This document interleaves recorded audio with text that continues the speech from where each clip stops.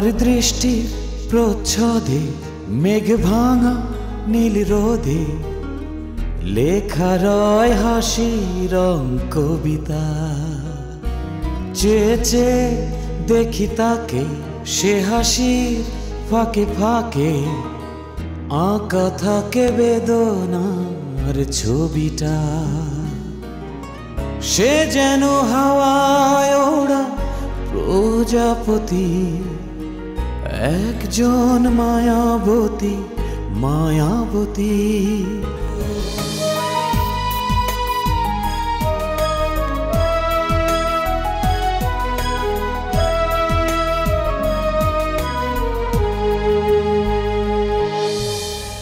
দুঃখ পেছনে রেখে ইচ্ছেকে কাছে ডেকে সময়কে বলি তবে থামো।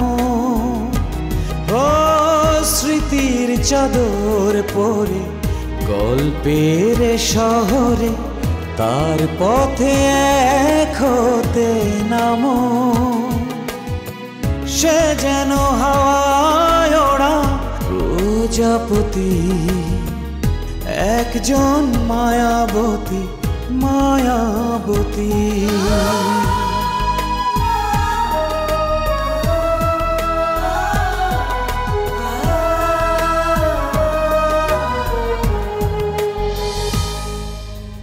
গিয়েছিলে কোথায়? কোথায় আবার? হাসপাতালে। আমি যদি এখন যাই তাহলে সেটা হবে ভদ্রতা করে যাওয়া। আজ রাতে আমাকে পাহারা দিতে আসবে না? জি না, আজকে আমি থাকবো। মইনার সাথে ঘুরছো আজকাল খুব। নিজের কাছে ফেরার চেষ্টা বলতে পারো। রাগ করেছো? আপনি আমাকে কিছু টাকা ধার দিয়েছিলেন। এটা এখনই দিতে হবে এমন কোনো তাড়াহুড়া নেই, পরে দিলেও চলবে। আমি আপনার কাছে ঋণী থাকতে চাই না। তোমার বোরিং লাগছে না তুমিরা? ঝগড়াঝাটির গল্প হলে বোরিং হতাম। এই বয়সে কিডনি দিলাম বাঁচবো, অপারেশন ধকল সহ্য করতে পারবো? আমি তোমাকে ভালোবাসি, অল্প নয় অনেক বেশি ভালোবাসি।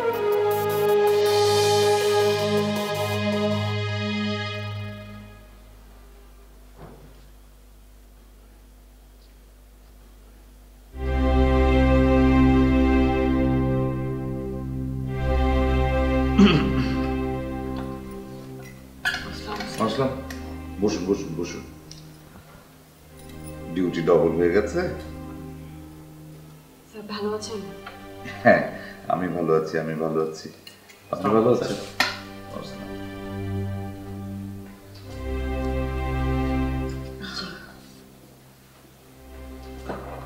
মাস তো শেষ হয়ে গেল, নতুন মাস শুরু হয়েছে। আপনার কাজকর্ম শেখার কত দূর? কম্পিউটার চালাতে পারে? জি স্যার, মোটামুটি। খবর জানেন তো? কি? ওহো, আপনি আবার কি করে জানবেন? আপনি তো এই কয়দিন বিশেষ ছুটিতে ছিলেন।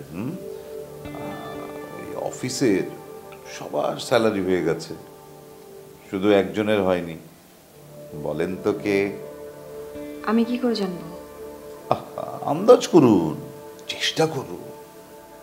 জানি না। এই অফিসে সবার টেবিল দেখেন, অনেক কাজ, সবাই কাজ করছে, একজনের টেবিলে কিছু নেই, একেবারে গড়ের মাঠ। বলেন তো কার? আমি কি করে জানবো? জানালে বেগম, অফিস তো কাজের জায়গা না, এটা ঘুমানোর জায়গাও না, আরামের জায়গাও না। মনোযোগ দিয়ে কাজ করে।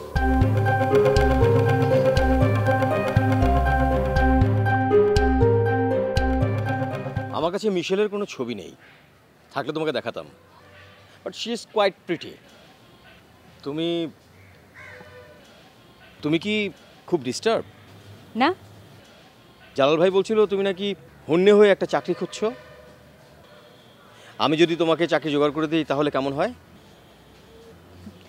ভালোই হয়। মান্থলি স্যালারি পাবে 40,000 টাকা। বলেন কি? এ তো অনেক টাকা। একটা বড় কোম্পানির পিআরও, জনসংযোগ। জনসংযোগটা মেয়েরা অনেক ভালো পারে। আমার ধারণা তুমি অনেক ভালো পারবে। আমি কি পারবো? অবশ্যই পারবে। চলেন যাই। আর কিছুক্ষণ থাকি। ইনফ্যাক্ট আমি তোমাকে একটা সারপ্রাইজ দেওয়ার জন্য এখানে এসেছি। অ্যাপয়েন্টমেন্ট লেটারটা আমি সঙ্গে করে নিয়ে এসেছিলাম, তুমি শুধু টার্মস অ্যান্ড কন্ডিশনসগুলো দেখে নাও।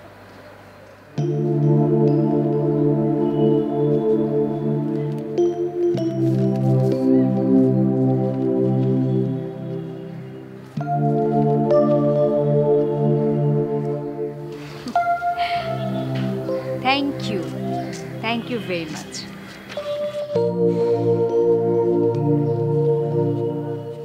তোমার বিষয়ে আমার একটা বড় ধরনের অপরাধ বোধ আছে। তোমার জন্য কিছু একটা করতে চাচ্ছি, তাতে আমার অপরাধ বোধ সামান্য হলেও কমবে। কিন্তু অপরাধ বোধ কেন বলেন? অপরাধ বোধ কি জন্য? পরিষ্কার করে বলেন। থাক, বাদ দাও, চলো এখন যাই। মঈন ভাই, আজ থেকে 11 বছর আগে যখন আমি সবেমাত্র বড় হতে শিখেছি, সেই সময় এক ঘুমকাতুর দুপুরে যা ঘটেছিল, তার জন্য আমার মধ্যে কোনো অনুতাপ নেই, কোনো অপরাধ বোধ নেই, কারণ আমি কোনো অন্যায় করিনি, আপনিও না।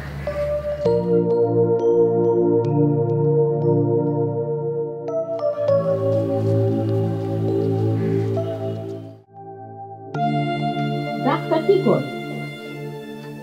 হসপিটালে আরো কিছুদিন থাকতে হবে। তার আত্মীয় স্বজন কেউ নেই, শুধু এক মামা আছেন। মা বাবা ভাই বোন কেউ নেই, ভাই বোনও নেই। শুনেছি স্ত্রীর সাথে কিছুদিন আগে ছাড়াছাড়ি হয়ে গেছে। আরে এতিম ছেলেটা, কি কষ্ট। মা, এতিম বলবে না তো। তুই না কইলি তার বাবা মা দুইজনেই? তাতে কি, এতিম বলে কেমন জানি মনে হয়। মনে হয় এতিমখানা বেড়ে ওঠা মানুষ। এতিম এতিম বলবো না। আপু, মা তো ঠিকই বলেছে, এতিম কেতিম বলবে না। এক থাপ্পড় দেব। বড়দের মুখে মুখে কথা বলছিস কেন? দেখেছো মা, আপু শুধু সবসময় আমাকে বকাবকি করে। থাক বাজান, তুই পড়ায় মনোযোগ দে, বড়দের কথা মাঝখানে থাকতে নাই। দেখেছো মা, ও কিরকম রাগ দেখিয়ে উঠে গেল। বাদ দে না, ছোট মানুষ। ছোট মানুষ।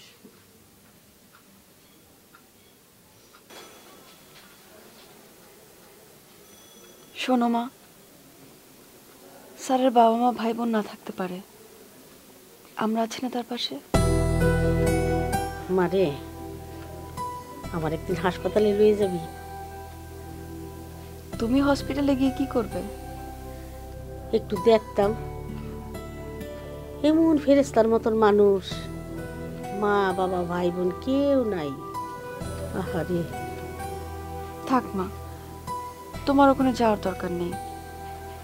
স্যার একটু চুপচাপ থাকতে পছন্দ করেন তো, বেশি লোকজন। আচ্ছা ঠিক আছে, তুই একটু ভালো করে খেয়াল রাখিস। দুনিয়ার সব ভালো মানুষেরই বিপদ। এমন ফেরেস্তার মতন মানুষটা, তার একটা কিডনি নাই, একটা যাও আছে সেটাও যায় যায়। আহা, আর রাস্তাঘাটে কত মানুষ ঘুরে বেড়ায়। এই মানুষটা না থাকলে আমার কাছে কি হইতো। ঠিকই বলেছো মা।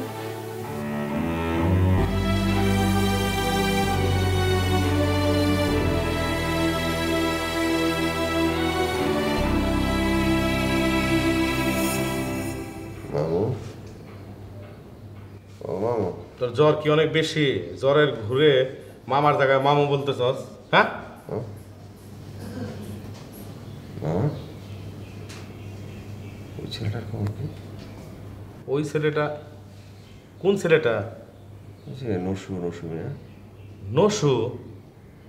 কোন নসু? আরে বিখ্যাত তারপিন তেলের টিনচোর। তুমি যাকে শাস্তি হিসেবে তারপিন তেল খাওয়াই দিতা, এবং সে বমি করতো।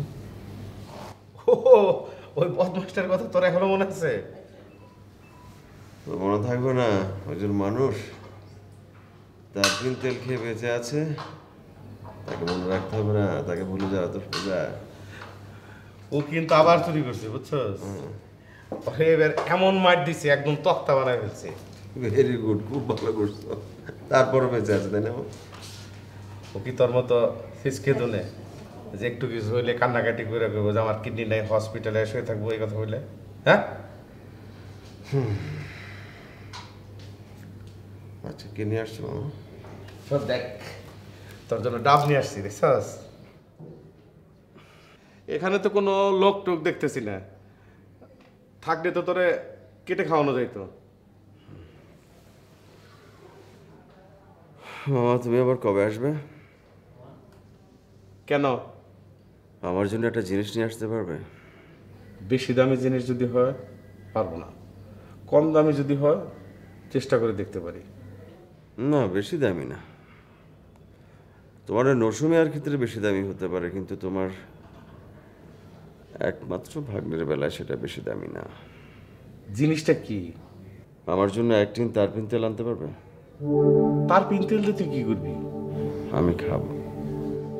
এতদিন জানতাম তোর কিডনির সমস্যা, এখন দেখি তোর মাথায়ও সমস্যা। মামা, তারপিন খেয়ে যদি নরসুমিয়া ভালোভাবে টিকে থাকতে পারে তাহলে আমার তো সেই চেষ্টাই করা উচিত, তাই না? চুপ থাক, তোর বেশি কথা বলা নিষেধ।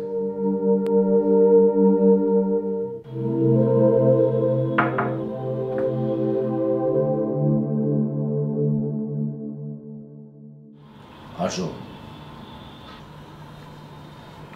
আদাব স্যার। বসো।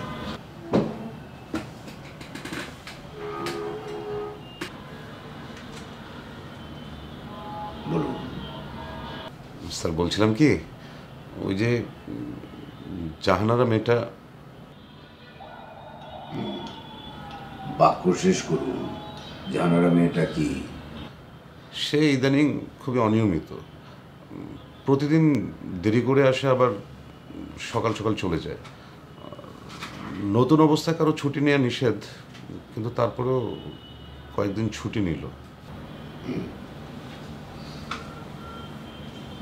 আপনার বক্তব্যটা কি? তাছাড়া অফিসে নানান রকম কথাও হয়। কি কথা হয়? না মানে মেজো স্যারের জন্য সে যেরকম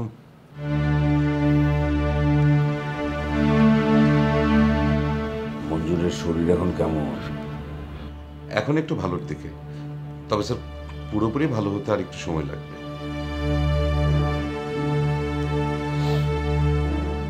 আপনি তাকে হাসপাতালে দেখতে গিয়েছিলেন? না স্যার, সময় কোথায়, প্রতিদিন সকালবেলা অফিসে আসি, এত জ্যাম, বাড়ি ফিরতে ফিরতে রাত হয়ে যায়, তাই আর কোথাও যাওয়া হয় না স্যার। আচ্ছা চিত্তবাবু। জি স্যার। ধরেন আমি এরকম একটা অসুখ নিয়ে হাসপাতালে ভর্তি হলাম, যদি হতাম, আপনি আমাকে দেখতে যেতেন?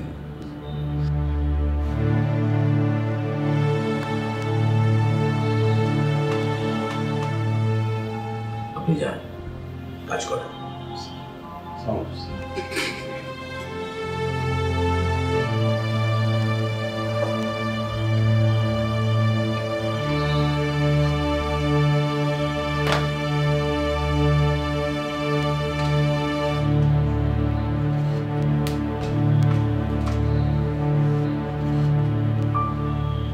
মৃত্যুর পর তোমরা আমাকে কংসের জলে ভাসিয়ে দিও। যদি শিমুলের তোলা হতাম, বাতাসে উড়িয়ে দিতে বলতাম, কিন্তু আমার দুর্ভাগ্য, আমি বাতাসের সে হালকা নই। আমাকে তোমরা কাঠের আগুনে পুড়িয়ে ফেলো না, কিংবা মাটি খুঁড়ে কবর দিও না আজিমপুর বা বনানীতে। বর্জ্য পদার্থের মতো আমি চাই না মাটিতে মিশে যেতে। মৃত্যুর পর তোমরা আমাকে কংসের জলে ভাসিয়ে দিও, যাতে জলপথে ভাসতে ভাসতে ভাসতে ভাসতে আমি পৌঁছতে পারি পৃথিবীর ভাইয়া কি ব্যাপার তুমি বসে বসে কবিতা পড়ছো? আজ তোমার অফিস নেই? না। তোমার পিঠে কি এখনো ব্যথা? ডাক্তার কি বললেন? ডাক্তার তো কত কথাই বলে, ব্যথা তো কমে না।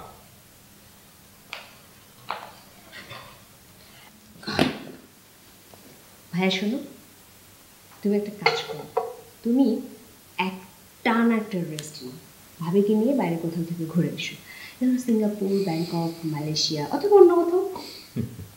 তুই তো দেখছি একদম ডাক্তারদের মতোই কথা বললি। তুই কি ডাক্তার? আমি ডাক্তার না, আমি ডাক্তার হতেও চাই, আমার মনে হলাম তাই বললাম। বললেই তো আর করা যায় না, এখানে আমার এতগুলো কাজ, রেসপন্সিবিলিটিস, এগুলোকে দেখবে।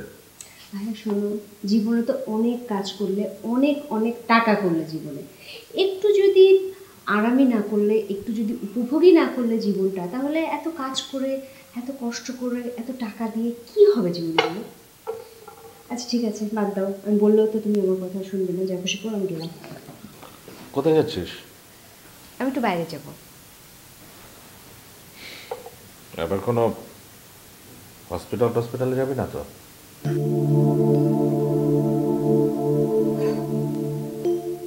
না ভাইয়া, তোমার দুশ্চিন্তা কোনো কিছু নেই।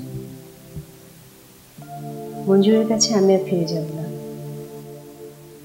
ওর কোনো ইমোশনাল কথাও আমাকে আর গলাতে পারবে না, তুমি চিন্তা করো না।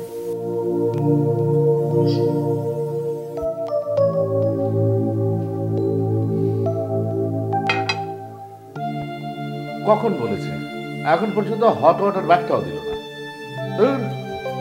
সে যেন হাওয়ায় ওড়া প্রজাপতি, একজন মায়াবতী মায়াবতী। তার দৃষ্টি প্রচ্ছদে মেঘ ভাঙা নীল রোদে লেখা রয় হাসি রং কবিতা। চেয়ে চেয়ে দেখি তাকে, সে হাসির ফাঁকে ফাঁকে আঁকা থাকে বেদনা ছবিটা। সে যেন হাওয়ায় ওড়া প্রজাপতি, একজন মায়াবতী মায়াবতী। সে যেন হাওয়ায় ওড়া প্রজাপতি, একজন মায়াবতী মায়াবতী।